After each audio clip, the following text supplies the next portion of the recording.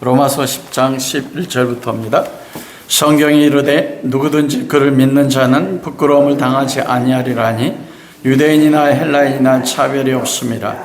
한 분이신 주께서 모든 사람의 주가 되사 그를 부르는 모든 사람에게 부요하시도다. 누구든지 주의 이름을 부르는 자는 구원을 받으리라. 아멘. 우리가 계속 로마서 10장에서 말씀하시는 것은 무엇이냐면 사도 바울이 가지고 있는 마음의 소원이 있습니다. 그것은 바로 그리스도를 다메섹에서 만나고 나서 전 세계의 모든 사람들에게 내가 빚진 자라고 말씀했거든요. 이 빚진 자의 심령, 우리가 그리스도인이라고 할 때 가지는 기본적인 마음들이 있는데 그 기본적인 마음 가운데 한 가지가 뭐냐면 삶을 살아갈 때 빚진 자예요. 여러분, 그렇다고 해서 요즘 우리가 겪는, 모든 사람이 겪는 고통 있잖아요. 그게 뭐예요? 경제적인 빚을 지고 살지 않습니까? 우리나라 대학생들은 졸업하자마자 사회 나갈 때 뭘 가지고 나가요? 빚을 가지고 나간단 말이에요. 그런 빚이 아니고 복음의 빚, 그리스도의 사랑의 빚을 가지고 나가는데, 그래서 사도 바울이 가장 마음에 항상 중심 속에 큰 근심과 원하는 소망이 있었는 게 뭐냐면 동족 유대인들을 향한 구원입니다. 그리스도인의 마음의 특징 가운데 한 가지 그거예요. 항상 마음속에 다른 사람을 품고 있는 사람이에요. 우리가 출애굽기에 보면 대제사장 아론이 그 여호와의 지성소에 들어갈 때 거룩한 옷을 입지 않습니까? 그리고 거룩한 관을 쓰고, 그리고 마지막 거룩한 옷을 입고 가슴에 뭐를 달아요? 흉패를 답니다. 그 흉패 12개의 보석이 박혀 있어요. 그런데 그 보석마다 12지파에 이름이 담겨 있다고요. 대제사장이 하나님 앞에 나갈 때 설 수 있는 많은 조건들 가운데 한 가지가 뭐냐면 다른 민족, 사랑 가운데 품는 것입니다. 그러니까 그리스도의 가슴에는 얼마나 많은 보석이 품어져 있을까요? 온 인류의 이름이 품어져 있더라고요. 바울의 마음에도 동일해요. 어느 곳에 가든지 그가 이방인의 사도로 부름받아서 이방인들의 마음이 있지만 가장 바울의 마음에 깊이 새겨진 이름은 무엇입니까? 동족 유대인입니다. 그런데 그 동족 유대인이 어떤 사람들이에요? 자기를 환영하는 게 아닙니다. 어떻게 하든지 사도 바울을 죽이고 싶어하는 사람들이에요. 돌로 치고, 그리고 감옥에도 갇히게 하고 완전히 원수같이 여겼던 사람들이 유대인입니다. 그런데 그 유대인을 가슴에 품고 있어요. 로마서의 전체의 가장 핵심적인 바울의 가슴에 새겨진 이름들이에요. 그게 그리스도인이에요. 오늘 본문의 말씀도 배경이 바로 그것으로부터 시작됩니다. 바울이 유대인들에게 두 가지 비난과 오해를 받았거든요. 그게 무엇이냐면 첫 번째는 그 비난과 오해가 뭐냐면 율법을 폐기한다는 비난과 많은 비난을 가지고 있었습니다. 그리고 두 번째는 왜 복음을 이방인 가운데 증거하느냐. 그게 바울이 받는 오해였었어요. 여러분, 우리가 신앙생활할 때, 여러분이 인생의 삶을 살 때 그런 거 경험해 본 적 있습니까? 나는 잘못한 것이 없는데, 명확해요, 세상적 기준으로 보면. 그리고 사람들 앞에 증인을 세워놓고 옳고 그름을 따져도 내가 잘못한 게 없어. 그런데 다른 사람을 통해서 부당한 비난을 받거나 불이한 오해를 경험하는 적이 있습니까? 그게 가장 큰 고통으로 다가올 때는 언제냐면 가장 가까운 사람들로부터 부당한 비난과 불이한 오해를 받을 때예요. 그런 거 여러분 경험해 본 적 있어요? 그럴 때 여러분은 어떻게 그것을 해결하십니까? 그리고 두 번째로는 내가 다른 사람에게 부당한 오해와 불이한 비난을 받을 때도 있지만 나는 내가 볼 때 내가 완전히 옳아요. 그러면서 나도 알지 못한 사이에 내가 옳다고 하는 것을 통해서 무엇 할 수 있습니까? 다른 사람의 옳지 않음을 거꾸로 해서 내가 오해하고 판단하고 더 나아가서는 정죄할 수 있는 내 모습을 발견할 때가 있다는 거예요. 여러분은 어떠세요? 여러분들 인생의 삶을 살아갈 때 많은 사람과 인간관계를 맺고 살아갑니다. 많은 환경들이 나의 삶에 부딪힐 때 그때 나는 옳은데 왜 이러한 일들이 나에게 생기지? 왜 저 사람은 내가 생각할 때 옳은데 왜 저렇게 행동하지? 그렇게 생각한 적이 있으세요? 저는 본문을 묵상할 때 제가 불의한 오해와 비난을 받는 건 있었는데 저는 그렇지 않다고 생각했거든요. 그래도 제 삶에 그것이 너무 많더라고요. 특별히 부부관계에서 제가 집사람한테 혈기를 부릴 때 그 혈기를 부리는 동기가 뭐냐면 나는 옳은데 상대편이 얘기하는 게 뭐예요? 틀렸어. 그러니까 내 안에 나오는 게 뭐냐면 혈기로 나와서 뭐가 나와요? 화가 나오더라고요. 그러면서 거기서 뭐가요? 그리하고 화평이 사라지는 모습을 경험하게 되는 것입니다. 여러분, 로마 교회의 모습이 바로 그와 같은 모습이었어요. 사도 바울이 오늘 두 가지의 배경을 가지고 이 말씀을 기록하는 것입니다. 로마서 10장 1절에서 10절까지 말씀이 뭐예요? 율법으로 말미암는 의, 유대인들이 열심히 쓰나 올바른 의에서 나온 게 아닌 율법에 따라서 의를 얻으려고, 그러나 그것으로 구원받는 게 아니라 믿음으로 말미암는 의에 대해서 사도 바울이 그리스도에 대한 믿음을 따라서 살아가는 것을 말씀합니다.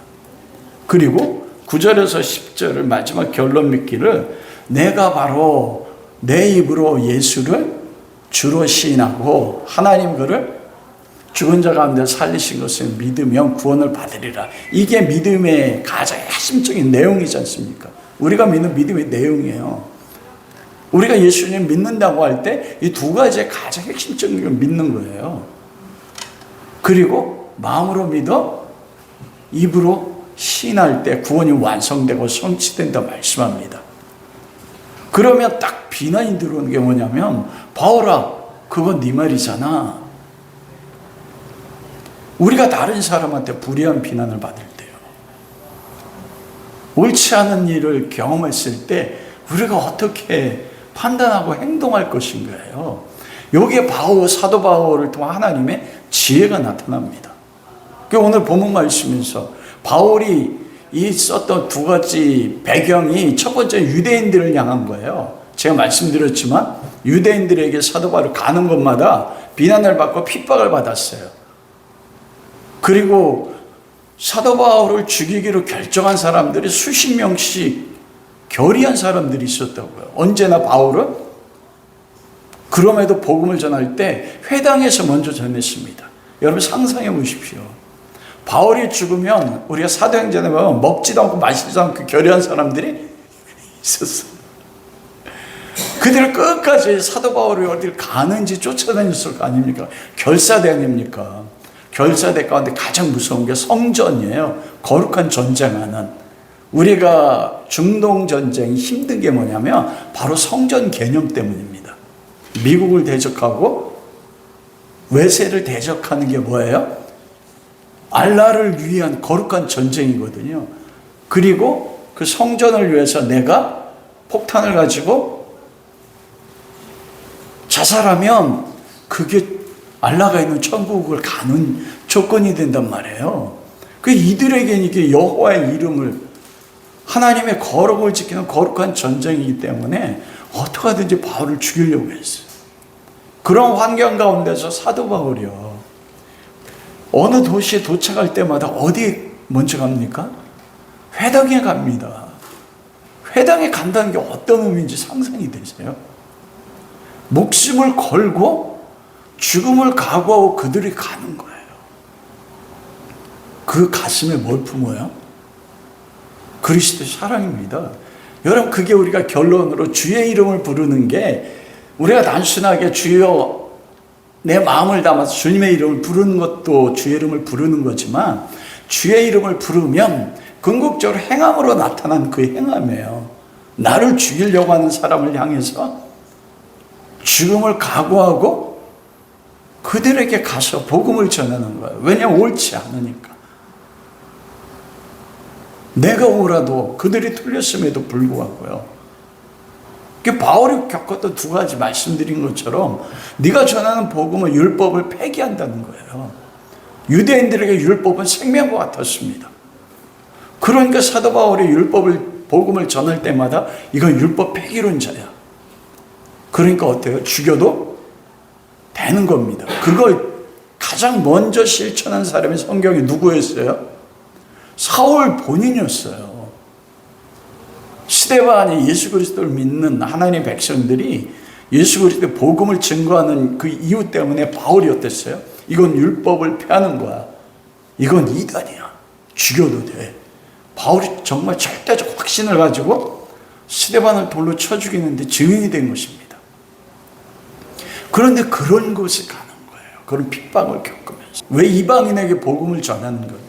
여러분, 이 배경에 왜 그 12절에 유대인이나 11절부터 성경이라 누구든지 그를 믿는 자는 부끄러움도 아니하니 유대인이나 헬라인은 차별이 없습니다. 왜 여기서 유대인과 헬라인이 나올까요? 바울이 복음을 유대인에게뿐만 아니라 누구에게도 전했어요? 이방인에게도 전하자. 유대인들이 그것 때문에 핍박한 거예요. 왜냐하면 유대인들은 이방인이 뭐로 생각했어요? 지옥의 딸감이요. 왜 그러냐면 여호와의 율법 토라를 가지지 않았다는 것은 저주받았다는 겁니다.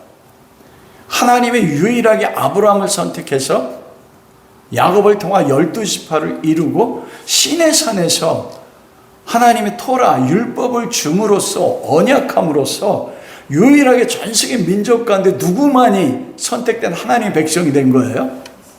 이스라엘만이에요. 무엇으로요? 토라입니다. 율법의 말씀이에요. 그렇기 때문에 율법의 말씀이 없는 이방인들은 뭐예요? 하나님 앞에 버림받은 백성이라는 거예요. 그래서 유대인들은 이방인들을 지옥의 땔감으로 여겼는데, 바울이 예수라는 이름을 증거하면서 어떻게 돼요? 유대인뿐만 아니라 누구에게도 증거해요? 이방인에게도 증거하는 겁니다. 그러자 유대인들이 볼 때 뭐예요? 저는 여호와를 믿는 신앙을 파괴하는 자였습니다. 언제나 바울이 두 가지의 비난을 받았을 때 바울이 어떻게 대처했냐는 거예요. 그게 오늘 본문 말씀이에요. 내가 복음을 전하기 원한다 끊임없이 이야기하면서 이 복음이 내가 얘기하는 게 아니야. 유대인들아, 너희가 그렇게 목숨을 걸고 지키는 토라 성경으로부터 나온 게 바로 이 복음이야. 그게 오늘 본문이에요. 그 11절에 뭐라고 이야기합니까? 시작이 성경에 이르되, 나의 모든 말이 무엇이냐? 성경이 말시 이르다는 거예요. 여러분들, 우리가 인생에 살면서 사람과의 갈등 속에서 내가 불의한 비난과 정말 저 사람은 옳지 않은 게 눈으로 봐도 확실한데, 근데 옳다고 우기고 문제의 해결이 안 될 때요, 하나님이 바울을 통해 제시하는 게 뭐냐면 성경이 뭐라고 말씀하느냐는 거예요. 우리가 주님의 이름을 마음으로 먹고 입으로 시인해서 구원을 얻는다는 게 그 적용점이 어디로 나오냐면 여기서 나오는 겁니다. 우리 삶의 모든 기준과 우리 삶의 모든 행함과 내 생각을 판단하는 모든 것의 기준이 뭐라고요? 하나님의 말씀인 거예요. 바울이 그걸 우리가 그 지혜를 배워야 됩니다. 그리고 두 번째는 뭐냐면 로마 성도들을 위해서예요. 여러분, 사도 바울이 로마 성도들에게 가기를 원했습니다. 그리고 바울이 그들에게 가졌던 소망이 무엇입니까? 복음을 전하기 원한다는 거였어요. 우리가 아는 것처럼 그런데 바울이 뭐라고 인사합니까? 너희 믿음이 온 세상에 전파되는 것으로 인하여 내가 하나님 앞에 나갈 때마다 감사한다고 말해요. 믿음이 온 세상에 전파되는데 그들이 복음이 필요했습니다. 왜 그랬을까요? 우리가 그리스도를 믿고 거듭났지만 우리는 믿음의 삶을 살면서 내 환경 가운데서 인간관계 속에서 내가 하나님의 자녀가 맞아?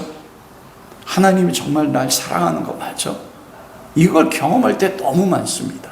그걸 도전을 받을 때가 너무 많다는 거예요. 이 로마서를 받고 있는 성도들도 마찬가지였습니다.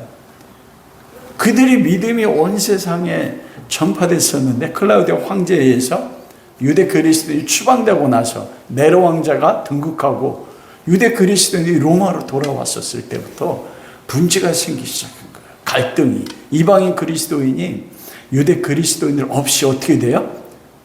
교회를 잘해. 자기들끼리 잘 예배드리고 교회가 성장해요.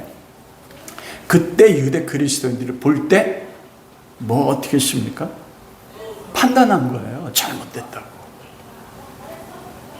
왜 그렇게? 왜 돼지고기 먹어? 그러면서 로마서 8장에서 누가 우리를 정죄하리요? 누가 우리를 고발하리요? 누가 우리를 그리스도에서 끊으리요? 그 고발하고 정죄하고 비난하고 그 로마 도시 안에 있는 교회 공동체 가운데 분열이 일어났습니다. 내가 옳아.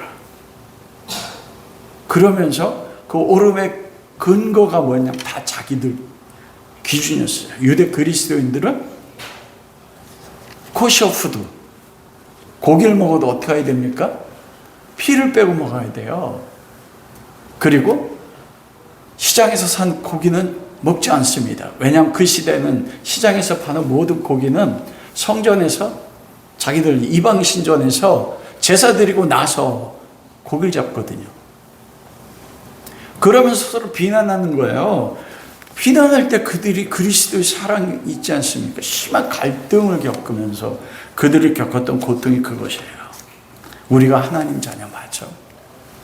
다른 말로 얘기하면 본질적인 문제. 무엇이 나를 구원하지? 어떻게 하면 구원받는가? 이 문제로 고민한 겁니다. 하나님이 정말 날 사랑해? 여러분 다 하나님이 여러분 사랑한다는 거 무엇을 통해 경험합니까? 보통은 내가 기도했던 기도의 제목들이 응답될 때, 삶이 형통해질 때, 내 자녀들이 잘 될 때, 부부관계가 원만해질 때, 그러면 우리는 뭘 경험해요? 하나님이 우리 사랑한다고 경험하거든요. 그런데 모든 것들이 다 무너질 때요. 내가 기도하고 원했던 것 하나도 이루어지지 않고 가는 곳마다 갈등이 있고 인간관계도 깨지고 재정이 무너지고 자식은 나를 대적하고 부부간에는 만날 때마다 전쟁이 일어나고 그러면 어떻게 돼요? 우리 그리스도인 맞죠? 우리 구원받은 거 맞나?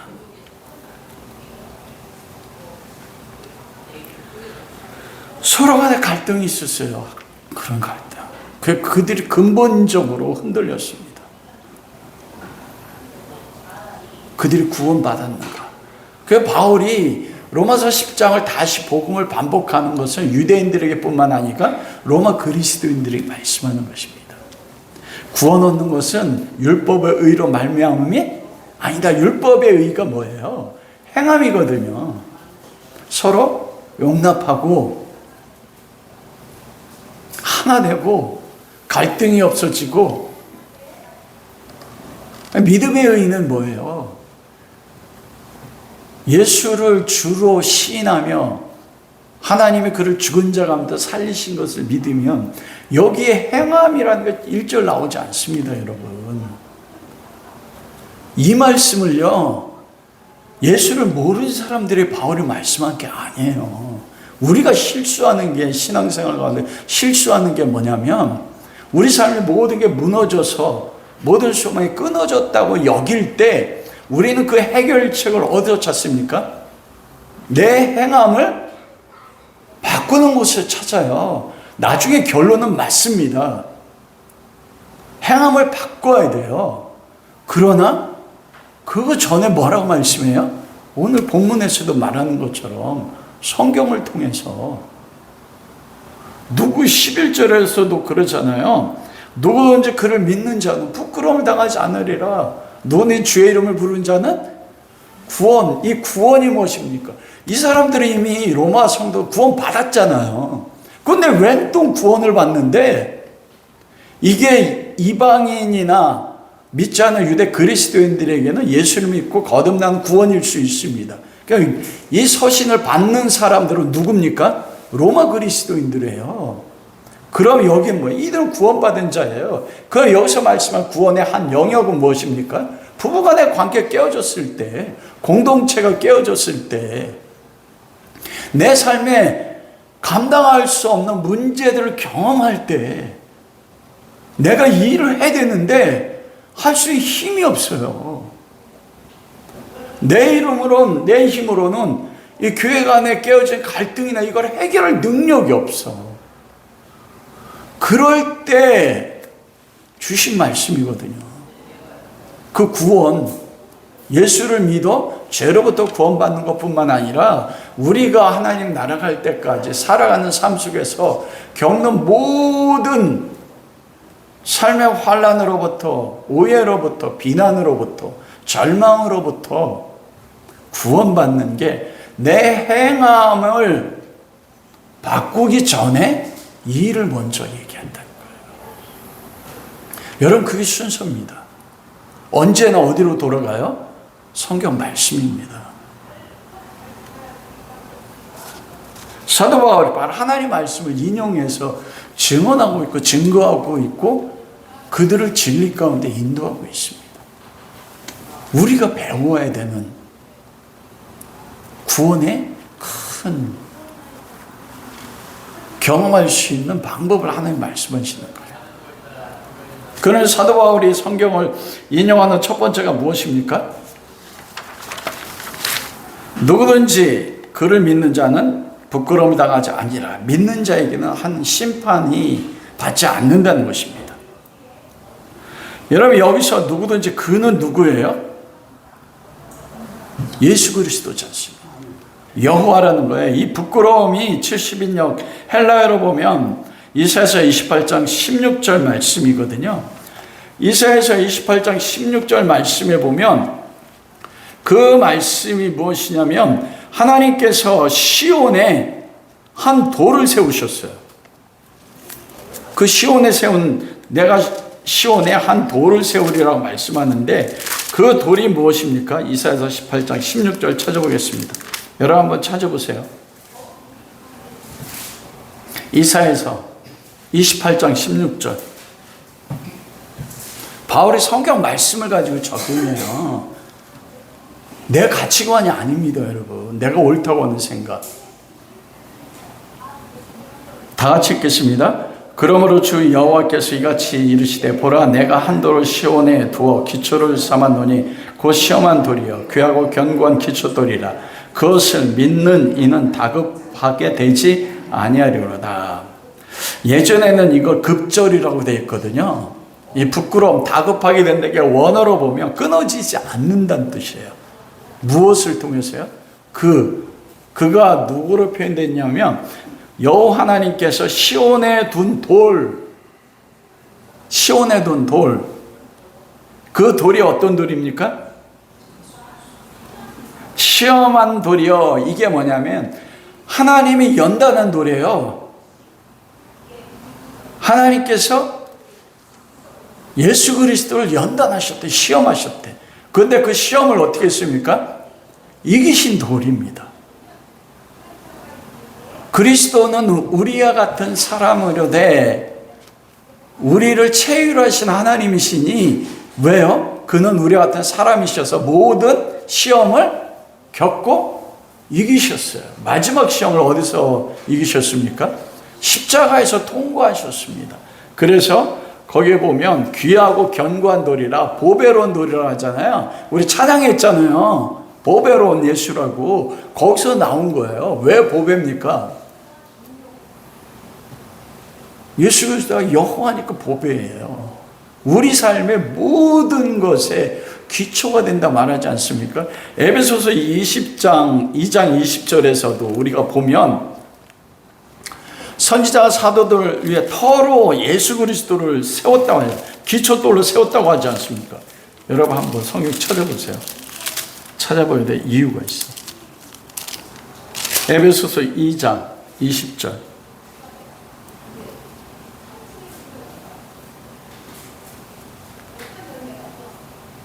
2장 20절이요. 22절까지요. 시작. 너희는 사도들과 선지자들 터 위에 세우심을 입은 자라. 그리스도 예수께서 친히 모든 것들이 되셨느니라. 그 안에서 건물마다 서로 연결하고 주 안에서 성전이 되어가고 너희도 성령 안에서 하나님의 거실 처소가 되기 위하여 그리스도 예수 안에서 함께 지어져 가느니라. 이거거든요. 그리스도가 뭐라고 이야기해요? 친히 모퉁이 돌이 뭡니까? 집을 짓는데 이 꺾여지는 데마다 모퉁이, 거기다 집을 큰 돌을 세우고 좌편과 우편에 맞춰서 돌을 세운 다음에 건축하지 않습니까? 그 위에 그리스도 위에 바로 우리가 서로 건축되는 거예요. 그게 바로 이사야서 28장 16절에서 말한 시험하는 돌이요, 그리고 보배롭고 기초된 돌이다. 예수 그리스도. 우리 삶에 유일하게 하나님 앞에 끊어지지 않고 하나님 앞에 설 수 있는 유일한 돌이 뭐냐면 그리스도 외에 우리 터를 세우는 것입니다. 그것만이 부끄러움을 당하지 않는다는 거예요. 그러면서 사도 바울이 말씀하시는 건 바로 그거예요. 내가 전한 복음이 사람의 말이 아니야, 내 말이 아니라는 거예요. 이미 너희가 그렇게 목숨 걸고 지키고자 하는, 너희가 가장 위대하다고 하는 모세 다음으로 위대하다고 하는 선지자를 이사야로 쳤거든요. 이사야 선지자가 한 말이거든요. 이 이사야 28장은 메시아장이라고 이야기합니다. 장차 메시아가 오셔서 할 일에 대해서 이사야가 예언한 거예요. 선지자에게는 여러 종류의 선지자가 있었습니다. 당대를 보는 선지자가 있었고, 하나님이, 그리고 과거를 보고 당대를 보고, 그리고 과거와 현재와 미래를 보는 선지자가 있었어요. 가장 대표적인 선지자가 이 이사야 선지자입니다. 그리고 이사야서 28장이 장차 미래 가운데 약속하신 모세가 말한 나와 다른 선지자가 오리니 그 선지자를 시온의 돌로 표현하는 것입니다. 그러면서 16절에 그러잖아요. 그것을 믿는 이는 다급하게 되지 아니하리라. 이게 우리말로 다급했지만 끊어지지 않는다. 여러분 삶에서 어느 때 다급해요? 내가 감당할 수 없는 위험과 시험이, 폭풍이 몰아칠 때 되면 다급하지 않습니까? 그런 일이 안 겪는다는 게 아니에요. 그런 일이 겪고 나에게 몰아쳐도 그것 때문에 다급하지 않고 뭐라고요? 평안할 수 있는.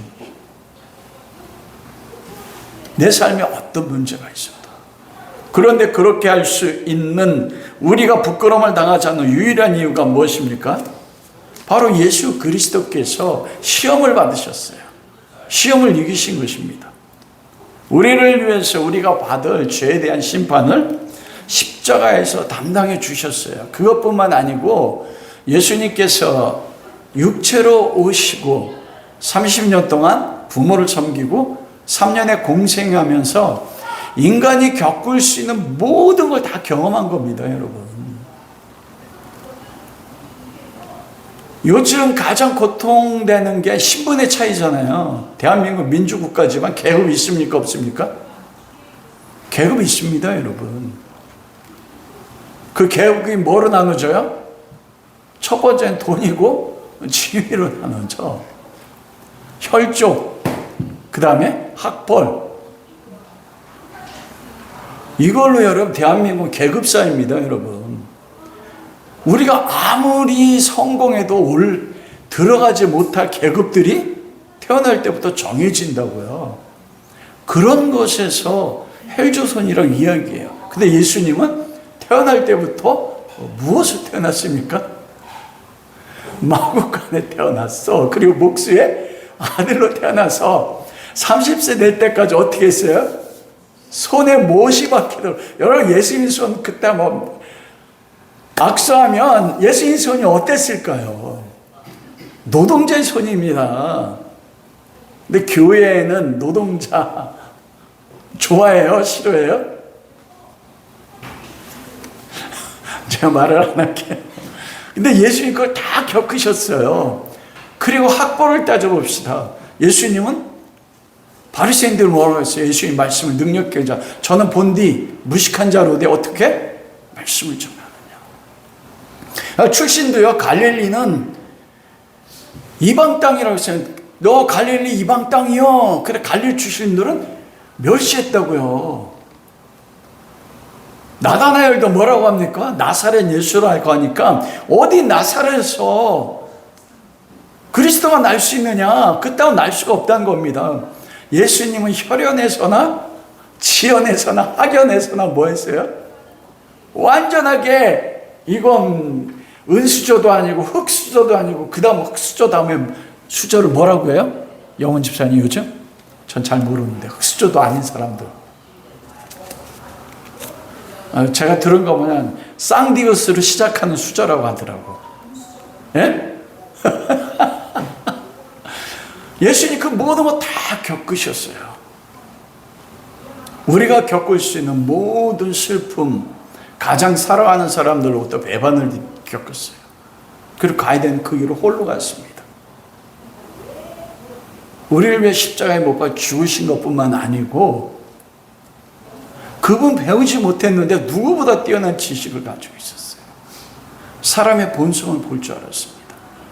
부끄러움을 당하지 않는다는 게 단순하게 죄로부터만 우리를 구원하는 게 아니에요. 여러분들이 어떤 삶의 환경에 처했든지 주님은 그 모든 걸 경험하셨습니다. 그리고 시험을 이기신 분이에요. 그 모퉁이 돌 위에 뭐라는 거예요? 우리가 세워지는 거. 그래서 누구든지 여기서 누구든지 그 시온에 세운 살아있는 돌, 연단된 돌 예수 그리스도를 믿으면 내 삶에 지금 무엇을 경험해도 여러분 그것 때문에 부끄러움 겪지 않습니다. 그 문제가 해결이 안 될 수 있습니다. 그러나 그 자체 가난 때문에 내가 못 배운 것 때문에 사람들이 나를 배반하고 나를 정죄하는 것 때문에 내가 부끄럽지 않을 수 있다는 거예요. 왜 그렇습니까? 그리스도가 내 안에 있고 내가 그리스도 안에 있으니까요. 여러분 그럼 적용해 보십시오. 여러분들이 지금 겪는 가장 큰 고통과 어려움이 무엇입니까? 그 가운데 여러분은 부끄러움을 겪지 않습니까?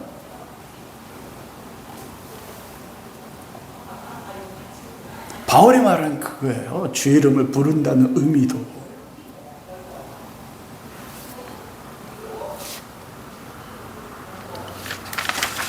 두 번째로는 누구든지 그의 이름을 부르는 자는 구원을 받는데 뭐라고 이야기하냐면 차별이 없습니다. 유대인이나 헬라인이나 차별이 없습니다. 그리고 한 분이신 주께서 모든 사람의 주가 되사 그를 부욕케 하셨다. 여러분 차별이 없다는 것은 사도 바울이 유대인들은 이방인은 하나님께 버림받았다고 여겼거든요.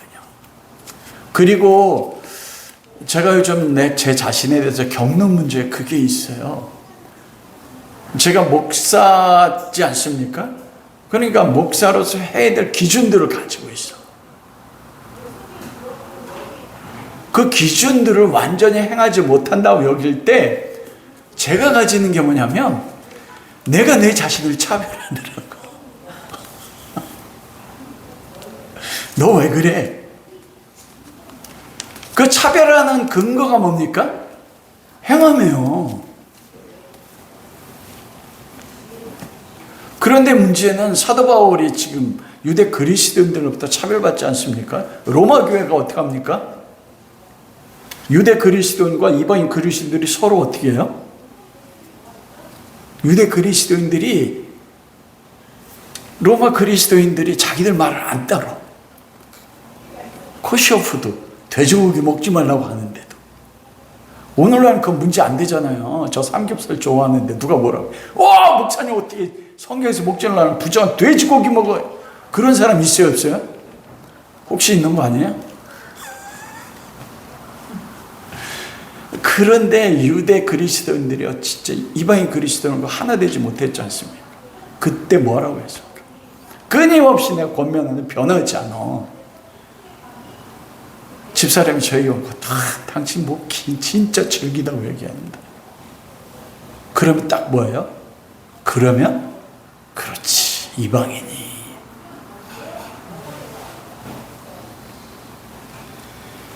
바울이 로마 교회 복음을 전하고 싶은 마음이 있습니까? 근데 여러분, 이게 로마 교회뿐만 아니에요. 우리가 서로에게 그렇게 판단하지 않습니까?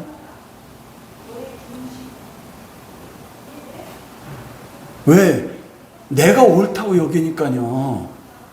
저 사람 틀렸어.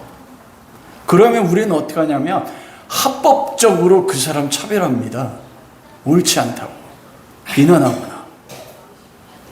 여러분, 만일 우리가 복음을 믿는다고 하는데 그렇게 차별하고 판단한다면 복음 믿는 거 아니에요. 왜냐하면 하나님이 예수 그리스도 안에서 우리의 행함에 따라서 우리의 옳고 그름을 따라 우리 판단하면 어떻게 됩니까? 그 앞에 설 자가 없습니다. 구원받고 나서도 그리스도의 사랑을 알거나 지금 현재에도 하나님의 옳고 그름의 척도를 가지고 판단한다면, 차별한다면 누가 하나님 앞에 설 자가 있습니까? 우리가 예수님 믿는다고 이야기해요. 바울이 그 믿음으로 말미암아 의를 행하는 사람에게는 뭐냐면 차별이 없어요. 유대인이나 이방인 차별하지 않는다는 거예요. 그건 뭐냐면 믿음이 큰 자나 믿음이 작은 자나 믿음으로 행하지 못하는 자도 내 기준으로 볼 때 차별할 수 없어요. 정죄할 수 없어요. 왜? 그를 정죄하는 거 누굴 정죄해요? 예수 그리스도 정죄하는 거예요. 바울이 기독론에서 그렇게 이야기하잖아요. 그리스도는 교회 머리요, 교회는 그리스도의 몸이라. 그리고 바울이 다메섹에서 예수님 만났을 때 예수님 그러죠. 사울아 사울아, 내가 어찌 나를 핍박하느냐. 사울은 예수님이 핍박한 적 없어요. 교회 핍박했어요. 내가 하나님의 지체된 자. 그래, 오늘 12절 말씀에도 그러잖아요. 한 번이면 주께서 모든 사람의 주가 되사. 나만 하나님이 그리스도가 주 여호와가 되는 게 아니에요. 내가 비난한 내 자식이나 내 가족이나 다른 사람도 예수 그리스도는 그에게 뭐가 돼요? 주가 돼요. 그럼 내가 그를 비난하고 판단하는 건 뭐예요? 그리스도를 비난하고 판단하는 겁니다, 여러분. 차별이 없다는 게 그거예요. 누구든지 이게 내가 예수를 믿느냐 믿지 않느냐 나의 삶에 나타난 증거라니까요.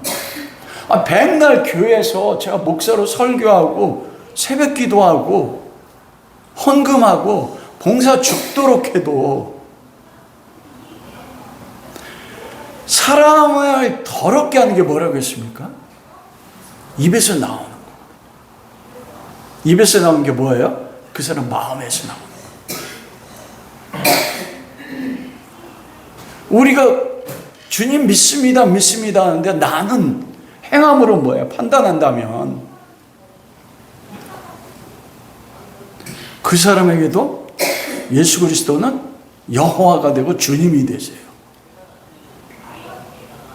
그리고 그 사람의 현재 모습이 내가 볼 땐 부족하지만 오늘 12절 말씀에 뭐라고 말합니까?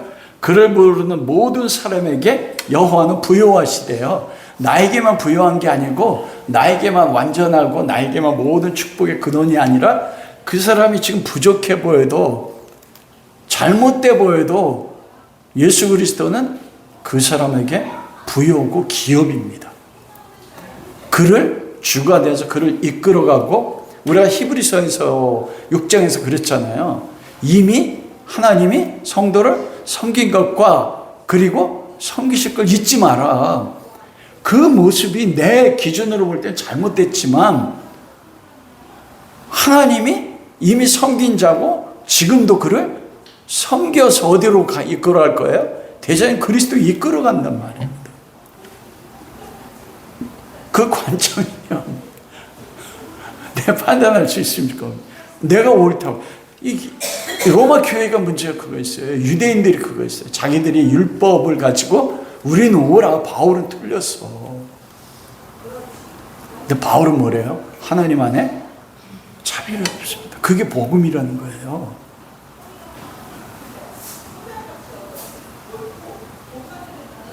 여러분, 이게 얼마나 힘드냐면 사도행전 10장에 보니까 그 한 번 설교 3,000명이 나오고 죽은 자도 살렸던 베드로조차도 요바의 시몬이라는 사람의 그 집에서 기도 시간에 지붕에 올라갔잖아요. 그 기도할 때 환상 가운데, 비몽사몽 가운데 보자기 내려오는데 그 보자기에 뭐가 쌓여 있었어요? 온갖 부정한 짐승. 베드로야 잡아먹으라. 그래서 베드로가 주님, 난 이 부정한 짐승을 먹은 적이 없습니다. 내가 먹어라. 3번 반복됐다고 했어요. 3번. 베드로가 못 먹겠다고 한 거거든요.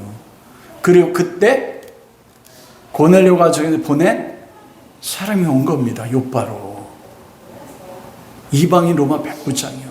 그 위대한 예수님의 수제자 베드로도요, 이방이 용납하지 못했습니다. 이게 인간이 그 내면에 가지고 있는 나는 옳다고 하는 내 자아의 그 의식이 얼마나 크냐면, 베드로가 갈 수 있었던 유일한 이유가 뭐였어요? 환상 가운데 주께서 말씀하셨기 때문에 이방인을 용납할 수 있었습니다. 베드로 말하잖아요. 주님, 내가 부정한 집 먹은 적이 없습니다. 이건 뭐예요? 이방인들 부정해요. 주님, 저 사람 행동 틀렸잖아요. 로마 교회 서로 그런 거예요. 저들 잘못했잖아요. 그럼 상대편 또 뭐래요? 아니, 우리보다 믿음도 먼저 신앙생활한 사람이 믿음 약한 우리도 용납 못해? 의의 잣대로, 율법의 잣대로 하니까. 그래서 이방인 크리스천도 옳다고 한 거예요. 당신들이 잘못했잖아. 우리가 부족하면 믿음이 큰 자, 믿음 작은 자를 받아야지.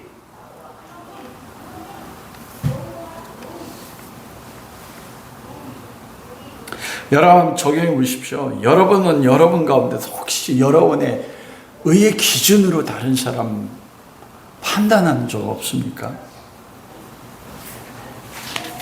그 사람이 누굽니까?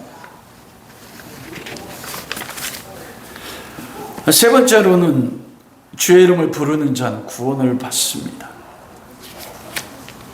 이 말씀은 요엘서 2장 28절에서 32절에서 하신 말씀이거든요. 요엘서 2장 28절. 그 후에 내가 내 영을 만민에게 부어주리니 너희 자녀들이 장래를 말할 것이며 너희 늙은이는 꿈을 꾸며 너희 젊은이는 이상을 볼 것이며 그때 내가 또 내 영을 남종과 여종에게 부어줄 것이니 여호와의 크고 두려운 날이 이르기 전에 누구든지 여호와의 이름을 부르는 자는 구원을 얻으리라.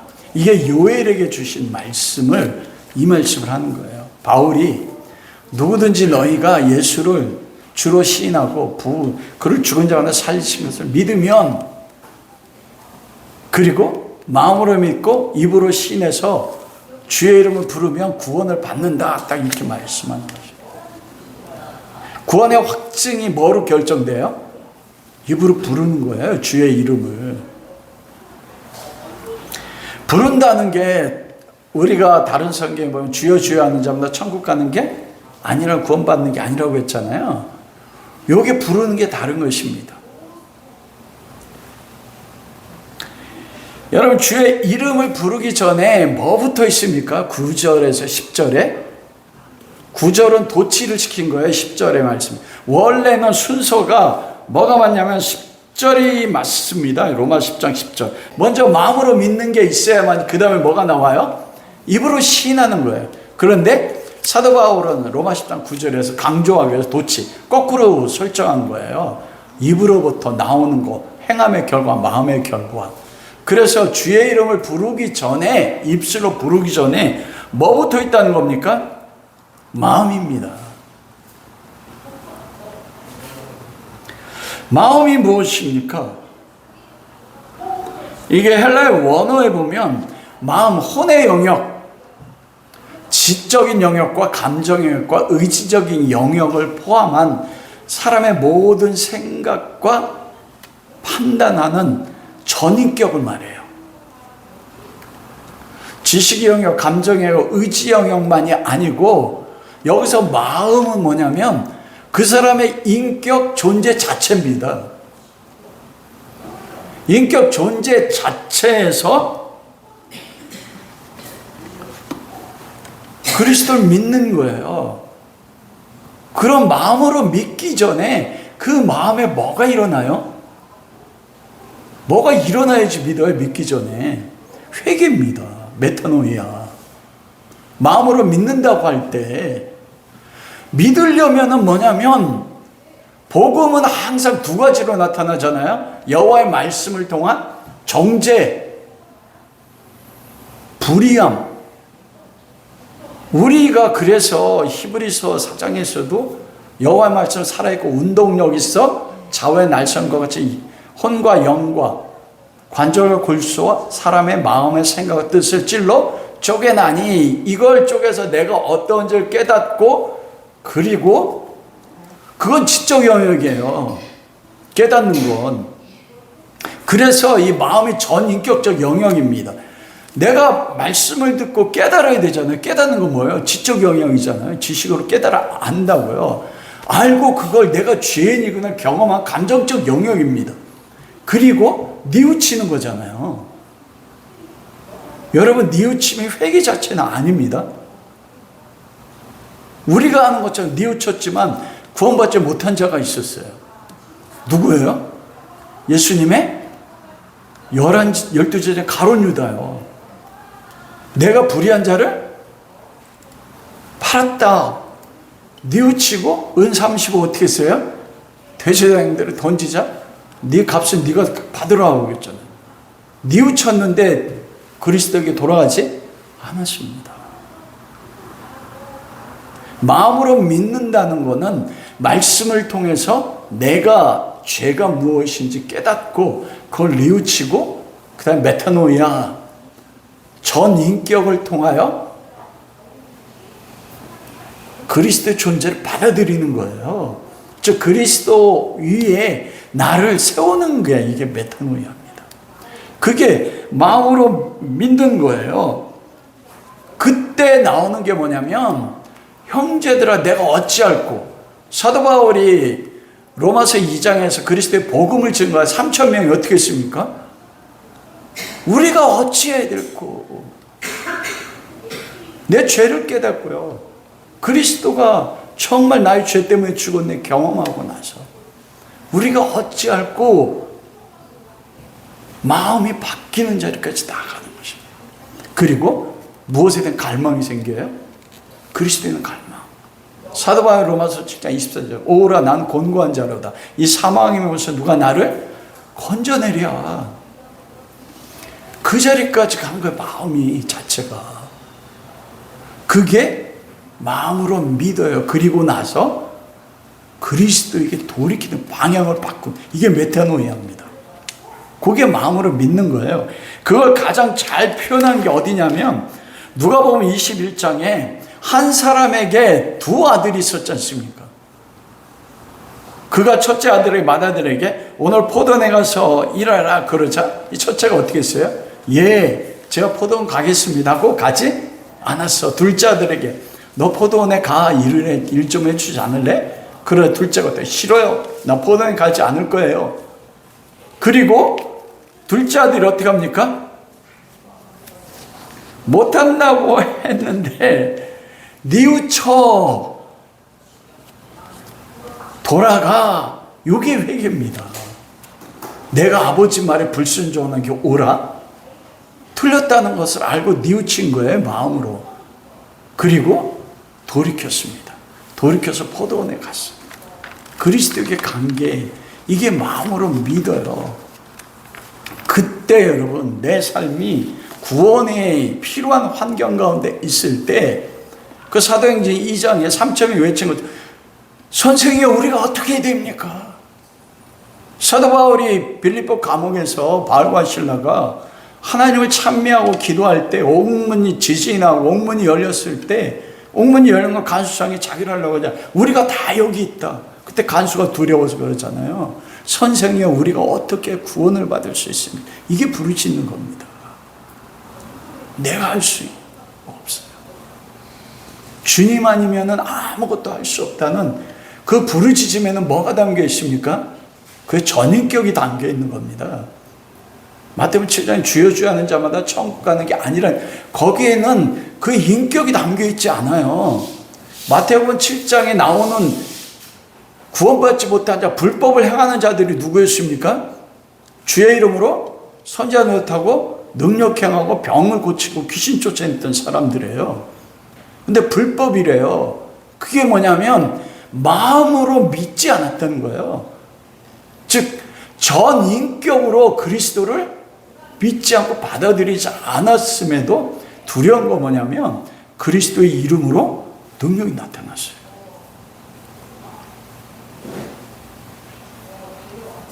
전 인격이 그리스도의 그 시온의 돌, 기초돌 위에, 그 연단된 돌 위에 마음을 나 인격 전체, 삶 전체를 어떻게 해요? 던지는 겁니다. 내가 할 수 있는 게 없어요. 그리고 거기서 나오는 부르짖음으로 주의 이름을 부르는 거죠. 이 주의 이름을 부를 때 그가 전 인격으로 무엇을 전제가 됩니까? 믿음이 전제가 돼요. 그 믿음이 뭐예요? 너희가 예수를 주로 신하며 그를 죽은 자 가운데서 하나님이 살리신 것을 믿으면 이게 담겨져 있어요. 그거 담겨진 가운데서 주님의 이름을 부르는 겁니다. 주의 이름. 주의 이름이 뭐예요? 예수. 예수의 이름이 뭐예요? 여호와. 그 이름의 비밀이라고 했잖아요. 세상 사람들 비밀 알아요? 우리도 얼마 전에 예수님 안다고 했지만 예수를 주로 시인한다는 것에서 예수가 여호와라는 것은 깊게 몰랐지 않습니까? 오늘 시편 118편 10절에 12절 읽었을 때 여러분 그 여호와를 예수로 바꾸니까 얼마나 그 말이 이해가 됩니까? 모든 것이 우리를 애워싸도 예수의 이름으로 어떻게 해요? 끊는다. 예수의 이름으로요. 그게 주의 이름을 부르는 겁니다. 그냥 내 마음을 담기지 않고 주님의 이름을 부르는 게 아니고 우리 기도할 때 수많은 주님의 이름 부르지 않습니까? 근데 내가 마음으로 전 인격을 그리고 나의 모든 고통과 내 마음을 여호와께 토하라고 말했잖아요. 그 마음의 전제 가운데 그리스도가 누군지에 대한 뭐가 돼 있어요?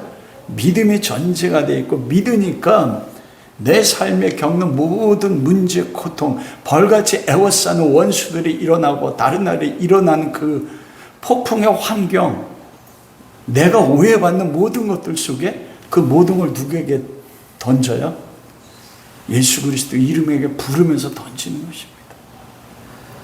여호와 예수라고. 그 부르는 한마디 부름 속에는 무엇이 들어가 있습니까? 자기 전 존재가 들어가 있어요. 그것 속에 말씀하시기를 구원이 이루어져요. 여러분이 겪는, 적용해 보십시오. 여러분들이 겪는 가장 큰 고통과 환난의 문제가 무엇입니까? 근데 그걸 여러분 어떻게 해결하세요?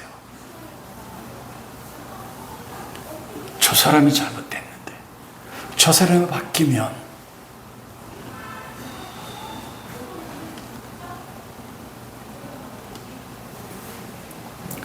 말씀을 마치도록 하겠습니다. 여러분 사도행전 3장에 베드로와 요한이 성전 미문에 올라갈 때 미문에 앉아 안진뱅이를 봤어요. 그때 베드로가 그 안진뱅이를 보고 했던 위대한 말씀이 있습니다. 은과 금은 내게 없거니와. 이 안진뱅이가 필요했던 은과 금이었습니다. 세상적인 것. 우리가 여러분 겪는 삶의 모든 대부분의 문제가 이 은과 금 아닙니까? 그리고 여러분이 생각하는 방법들이 있어요. 은과 금이 없다고 베드로가 이야기했을 때는 우리가 생각하는 해결 방법이 나에게는 없어, 너희. 다른 말로 얘기하면 여러분이 여러분의 문제를 해결할 수 있다고 여기는 것을 버리는 거예요. 그게 여러 문제를 해결해 주는 게 아니라는 것입니다. 베드로에게는 있는 게 있었습니다. 베드로에게 있었던 게 뭐예요? 나사렛 예수의 이름으로 일어나 걸어라. 예수의 이름이 있었습니다.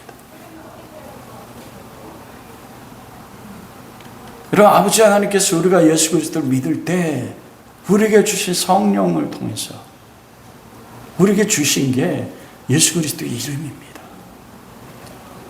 여러분을 안진병에 대해서 움직이지 못하게 하고 성전이 있는데 성전에 등을 지고 세상을 향해서 구걸하는 게 무엇입니까, 여러분? 그거로 안진병이 일으킬 수 없었어요. 여러분의 모든 안진병이를. 여러분 안에 있는 예수 그리스도의 이름이요. 여러분 그걸 가지고 명령하십시오. 일어나 걸어라. 내 영혼아 어찌 내 속에서 낭망하느냐. 나는 나를 도우신 하나님의 얼굴을 바라보리라. 여러분의 영혼에게 명령하십시오. 여러분의 삶에 명령하십시오. 예수 그리스도의 이름으로. 그럴 때 여러분을 안진병에 되게 해서 세상에 구걸하는 삶을 사는 그를 하나님이 여러분이 일으킬 것입니다. 일으킬 때 그가 성전을 향해 뛰어가며 하나님을 찬양하더라. 그런 은혜가 우리 모두에게 또 우리 모두 가정에 함께 할 수 있기를 주님의 이름으로 축원합니다.